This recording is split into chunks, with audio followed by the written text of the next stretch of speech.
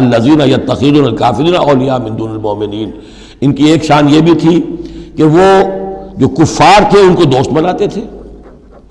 وہ چاہتے تھے نا don't keep all your eggs in one basket, بالکل یکسو مسلمانوں کے ساتھ ہو جاؤ، کیا پتہ ہے کل پلڑا جو ہے بدل جائے. تو کفار کے ساتھ بھی keep some good office with them also, کچھ نہ کچھ ان کے ساتھ رہے معاملہ کہہ سکے وقت کے اوپر. تو دوستیاں رکھتے تھے. الذین یتخذون الکافرین اولیاء من دون المؤمنین، اہل ایمان کو چھوڑ کر ان کو دوست بناتے ہیں اور ان کو اپنا پشت پناہ بناتے ہیں.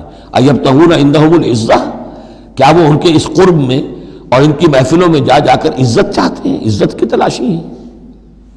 امریکہ جانا بہت بڑا اعزاز ہے، اتنی بڑا اعزاز مل گیا تو یہ عزت ہی ہے نا جو انسان ڈھونڈنے کے لیے، اور اس کے لیے کروڑوں روپیہ خرچ ہوتا ہے.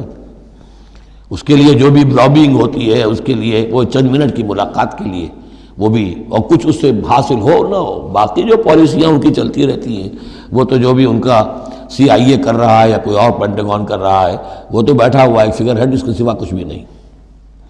الذین یتخذون الکافرین اولیاء من دون المؤمنین یبتغون عندہم العزہ فإن العزۃ للہ جمیعا، عزت کل کی کل اللہ کے اختیار میں ہے.